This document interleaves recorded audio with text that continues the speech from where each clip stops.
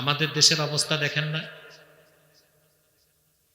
আল্লাহর কোনো অলি যদি ফোন দেয় থানায়, কথা শুনবে না। আর সাংবাদিক ফোন দিলে ওসি সাহেব চেয়ার থেকে দাঁড়ায় যাবে। কারণ বাংলাদেশে সাংবাদিক মানি সাংঘাতিক। অধিকাংশ সাংবাদিক, সব না, অধিকাংশ সাংবাদিক কি সাংঘাতিক। এরাও চাঁদাবাজি করে, এরাও ডাকাতি করে। চাঁদাবাজ আর ডাকাতরা করে অস্ত্র ঠেকায়া, সাংবাদিকরা করে কলম ঠেকায়া।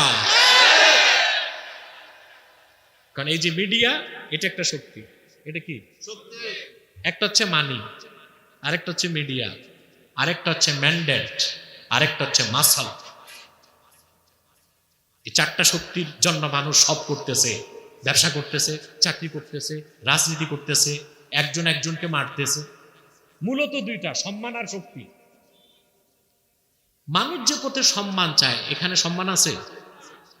এখানে দেখা যায় কখনো ফুলের মালা, কখনো জুতার মালা। যারা ১.৫ বছর আগে দুর্দণ্ড প্রতাপে দেশ চালালো, যাদের গাড়িতে ফ্ল্যাগ উড়েছে, আগে পিছে পুলিশ দৌড়িয়েছে, এই লোকগুলো ২৪ ঘন্টার ভিতরে বাংলাদেশ ছেড়ে আসাম আর ত্রিপুরার জঙ্গলে পালাইছে।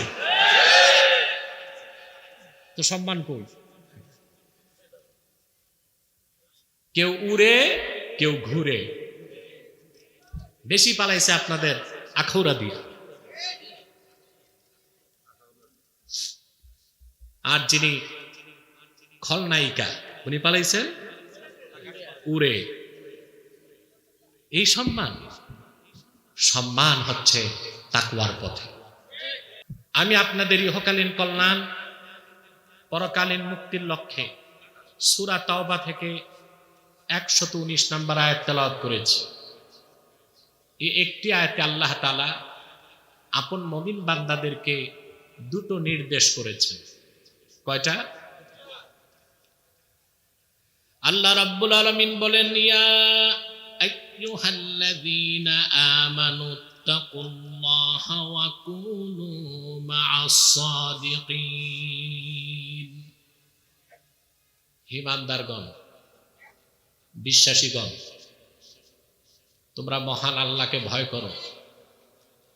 ওয়া কুনু মা'আস সাদিকিন, সত্যবাদীদের সঙ্গী হও। একটা আয়াত, হুকুম কয়টা? জোরে বলতে হবে। প্রথম নির্দেশ হচ্ছে তাকওয়া, আল্লাহকে ভয় করতে হবে। দ্বিতীয় নির্দেশ হচ্ছে সোহবাত, সত্যবাদীদের সঙ্গ নিতে হবে। কয়টা নির্দেশ? একটা তাকওয়া, আরেকটা সোহবাত। আজকে যদি আমরা বাংলাদেশে তাকাই, দেখতে পাই এ দেশে কোথাও শান্তি নাই। ব্যক্তিতে অশান্তি, পরিবারে অশান্তি, রাষ্ট্রে অশান্তি, দুর্নীতি, চুরি, চাঁদাবাজি, সন্ত্রাস, সহিংসতা, অশান্তি, অশান্তির আগুন যেমন আগে ছিল এখন তেমনি কিছু কিছু মাত্রায় বেড়ে যাচ্ছে। কানে না লাগে, কিছু কিছু মাত্রায় বেড়ে যাচ্ছে। আমাদের দেশে যারা জুলাই আন্দোলনের স্টেক হোল্ডার, আন্দোলনে অংশগ্রহণ করেছে, তারা সুদীর্ঘ 14 মাস চেষ্টা করে ঐকমত্য কমিশনে মিটিং করে একটি সুন্দর, সুখী, সমৃদ্ধ, নিরাপদ বাংলাদেশ উপহার দিতে পারে নাই। তার মূলভীত কারণ কি? তার মূলভীত কারণ দুইটা। একটা হচ্ছে আমাদের ব্যক্তি জীবন, সমাজ জীবন, রাষ্ট্র জীবন তাকওয়া ভিত্তিক না। আরেকটা হচ্ছে আমাদেরকে যারা নেতৃত্ব দিচ্ছে সমাজ ও রাষ্ট্রে, তারা সত্যবাদী না। সমস্যা দুইটা। এই দুইটা হচ্ছে মেজর প্রবলেম, খুব বড় সমস্যা, ঠিক কি না? একটা হচ্ছে আমাদের ব্যক্তি জীবন, সমাজ জীবন, রাষ্ট্র জীবন তাকওয়া ভিত্তিক না। আরেকটা হচ্ছে আমাদেরকে যারা লিডিং দিচ্ছে, নেতৃত্ব দিচ্ছে, তারা সত্যবাদী না। কিছু মুশরিকিন, কিছু কাফিরিন, কিছু মুলহিদিন, কিছু কাজিবিন, কিছু মুনাফিকিন। সেজন্য আমরা ব্যক্তি জীবন, সমাজ জীবনে, রাষ্ট্র জীবনে পরিত্রাণ, মুক্তি, কল্যাণ পাচ্ছি না। যদি কোরআন সুন্নাহর ফর্মুলায় সমাজ ও রাষ্ট্র গঠন করতে না পারি, তাহলে যেভাবে 54 বছর রক্ত দিয়েছি, 24-এর 5ই আগস্ট রক্ত দিয়েছি, নিরন্তর আমাদেরকে রক্ত দিয়ে যেতে হবে। আমাদের মুসলমানদের রক্তের উপর পা রেখে অন্যরা ক্ষমতায় যাবে, আমাদের দাবি দাওয়া স্বার্থ কেউ আদায় করবে না, ঠিক না? সেজন্য আসুন তাকওয়া আর সোহবত এই বিষয়ে কিছু কথা শুনি। প্রথম হচ্ছে তাকওয়া। সুবহানাল্লাহ। মুমিনের জন্য ঈমান আনার পরে একজন খাঁটি মুমিন মুসলিম হবার জন্য সবচেয়ে বড় সম্পদের নাম তাকওয়া। আল্লাহ রাব্বুল আলামিন এই তাকওয়ার কথা কোরআন কারীমে একবার দুইবার নয়, অনধিক 250 বার তাকওয়ার কথা বলেছেন। নামাজের কথা কয়বার বলছেন? জোরে বলেন। তাকওয়ার কথা বলছেন 250 বার। জায়গায় জায়গায় বলছেন আল্লাহকে ভয় করো, তোমাদের রবকে ভয় করো। সুবহানাল্লাহ।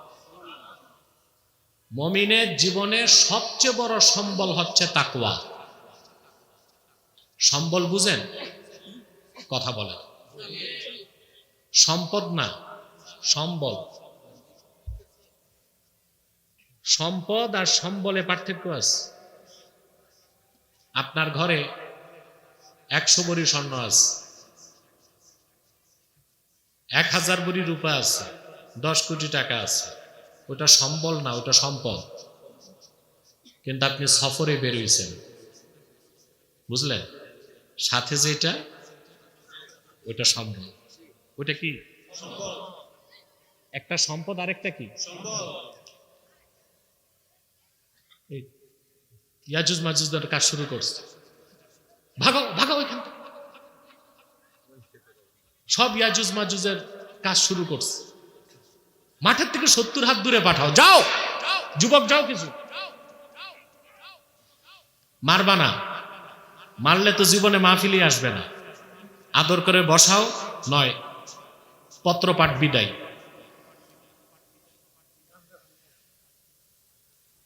একটা হচ্ছে সম্পদ, আরেকটা কি? মুমিনের সবচেয়ে বড় সম্বল কি? আল্লাহ রাব্বুল আলামিন বলেন ওয়া তাযাওয়াদু ফাইন্না খায়রাজ যাদিত তাকওয়া। তোমরা পাথেয়, সম্বল প্রস্তুত করো। মুমিনের জন্য দুনিয়া ও আখিরাতের সবচেয়ে শ্রেষ্ঠ সম্বলের নাম হলো তাকওয়া।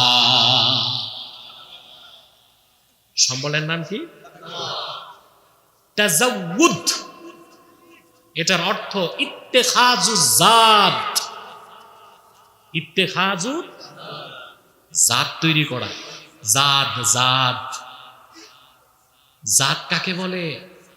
ইমাম বদরুদ্দিন আইনি বুখারী শরীফের হাদিসের ব্যাখ্যায় লিখেছেন, আত-তাআমুল্লাযী ইস্তাসহিবুহুল মুসাফির। মুসাফির যখন সফরে বের হয়, সঙ্গে যেটা রাখে খাদ্য, ওইটাকে বলা হয় কি? জাত। তা আল্লাহ বলেছেন মুমিনরা সফরের খাদ্য, জাত, সম্বল প্রস্তুত করো।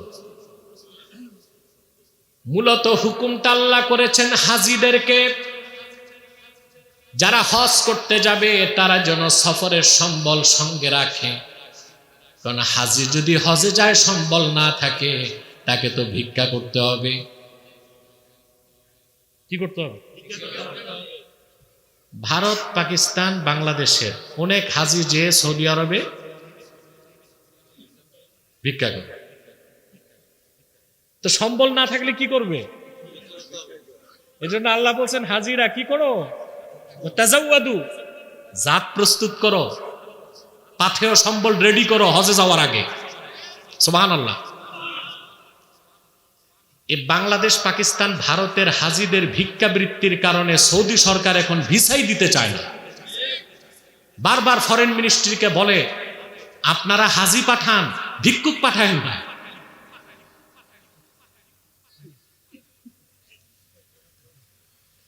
হাজিদের জন্য হুকুমটি খাস, বাকিদের জন্য আম।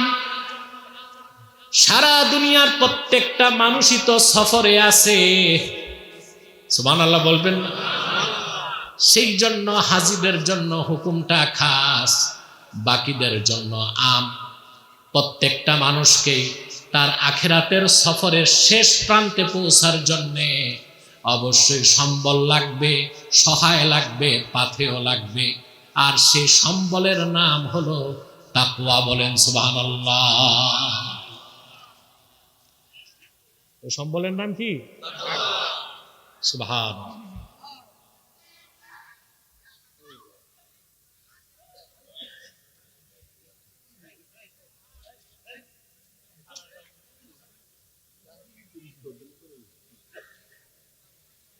এগুলো তো আগে ছিল না, এখন বের হয়েছে কোত্থেকে?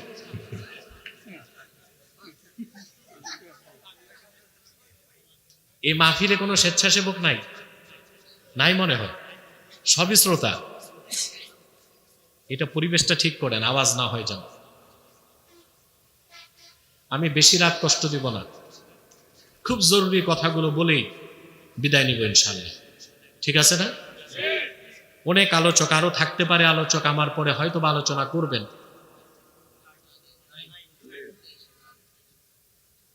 তাহলে আমরা একটু পরে মুনাজাত করবো ইনশাআল্লাহ। প্রিয় ভাইরা, আমরা কি মুসাফির না?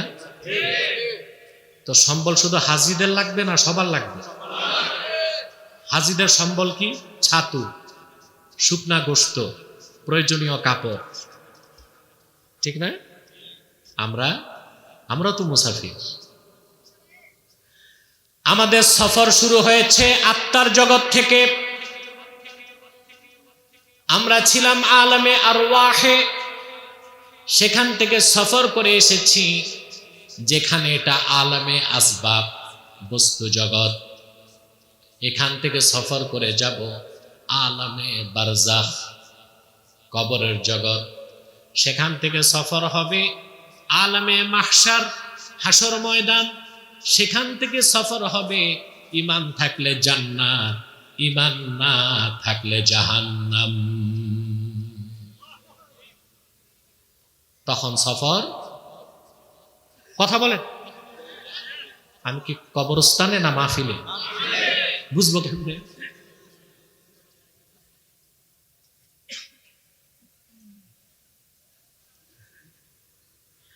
আমার সংগঠনের লোকগুলো কোথায়? তোমরা দাঁড়ায় আছো কেন? বন্ধ করো আওয়াজ। এটা মাহফিল, মাহফিলের আদব রক্ষা করা ওয়াজিব। তাহরিকের যারা কর্মী আছো তারা যাও, সারা মাঠে ছড়ায় যাও। সবাই না, কিছু, বাকিরা বসো। প্রিয় বন্ধুগণ, ছিলাম কোথায়? আসি কই? যাব কই? উঠব কই? আলমে আরওয়াহ, আলমে আসবাব, আলমে বারজাখ, আলমে মাহশার। ওখান থেকে ফাইনাল ডেস্টিনেশন দুইটা, কিসমত ভালো জান্নাত, বদকিসমত তখন সফর। এখন সফরে আসি কিনা? এখন কি লাগবে? সম্বল। কি লাগবে? হাসর ময়দান থেকে চূড়ান্ত গন্তব্য দুইটা। فأما من طغى وآثر الحياة الدنيا فإن الجحيم هي المأوى। আর যে ব্যক্তি সীমা লঙ্ঘন করলো, দুনিয়ার জীবনকে আখিরাতের উপর প্রাধান্য দিল, হিসাব নিকাশের পর জাহান্নাম হবে তার বাড়ি। ওয়া আম্মা মান খাফা মাকামা রাব্বিহি ওয়া নাহান নাফসা আনিল হাওয়া, আর যে ব্যক্তি আল্লাহর সামনে দাঁড়াবার ভয় অন্তরে পোষণ করলো, এরই নাম তাকওয়া। এর নাম কি? আল্লাহর সামনে দাঁড়াতে হবে, হিসাব দিতে হবে, খারাপ কাজের তিরস্কার। এই ভয়টা যে পৃথিবীতে লালন করলো আর মন যা চাইলো তা করলো না, আল্লাহ বলেন সেই মুত্তাকি তার বাড়ি হবে জান্নাত। বলেন সুবহানাল্লাহ। এখন বলেন তো, ইহকাল পরকালের মুক্তি, কল্যাণ, সফলতা, সমৃদ্ধি সব কিছুর জন্য দরকার কি? এই তো বুঝে গেছেন আলোচনার ধারা। আল্লাহ এটাই নির্দেশ করেছেন, ইয়া আইয়ুহাল্লাযীনা আমানুত্তাকুল্লাহা ওয়া কুনু মা'আস সাদিকিন। ঈমানদারগণ, তোমরা মহান আল্লাহকে ভয় করো আর সত্যবাদীদের সঙ্গী হও। তাকওয়া কত বড় সম্পদ! এই পৃথিবীর সর্ববিধ কল্যাণ, সফলতা, মুক্তি, পরিত্রাণ, সম্মান, সমৃদ্ধি, আখেরাতে নাজাত এবং জান্নাত শুধুই তাকওয়ার পথে। এই সব মুত্তাকির জন্য। কার জন্য? সম্মানটা কই? পৃথিবীতে মানুষ যত কিছু করে দুইটা জিনিসের জন্য। রাজনীতি, অর্থনীতি, ব্যবসা, চাকরি, সবকিছু দুইটা জিনিসের জন্য মানুষ করে, শক্তি, সম্মান। শক্তি, টাকা কিন্তু বড় শক্তি মানুষের কাছে, ঠিক না? আবার যারা নেতা হয় তাদের শক্তি হচ্ছে ম্যান্ডেট। কি শক্তি? কি? চারটা জিনিসকে পৃথিবীর মানুষ শক্তি মনে করে। মানি, আরে বলেন, টাকা, মিডিয়া। আমাদের দেশের অবস্থা দেখেন না? আল্লাহর কোন ওলি যদি ফোন দেয় থানায়, কথা শুনবে না। আর সাংবাদিক ফোন দিলে ওসি সাহেব চেয়ার থেকে দাঁড়ায় যাবে। কারণ বাংলাদেশে সাংবাদিক মানি সাংঘাতিক। অধিকাংশ সাংবাদিক, সব না, অধিকাংশ সাংবাদিক কি সাংঘাতিক। এরাও চাঁদাবাজি করে, এরাও ডাকাতি করে। চাঁদাবাজ আর ডাকাতরা করে অস্ত্র ঠেকায়া, সাংবাদিকরা করে কলম ঠেকায়া।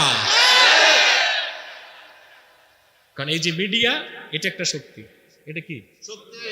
একটা হচ্ছে মানি, আরেকটা হচ্ছে মিডিয়া, আরেকটা হচ্ছে ম্যান্ডেট, আরেকটা হচ্ছে মাসাল। এই চারটা শক্তির জন্য মানুষ সব করতেছে। ব্যবসা করতেছে, চাকরি করতেছে, রাজনীতি করতেছে, একজন একজনকে মারতেছে। মূলত দুইটা, সম্মান আর শক্তি। মানুষ যে পথে সম্মান চায়, এখানে সম্মান আছে? এখানে দেখা যায় কখনো ফুলের মালা, কখনো জুতার মালা।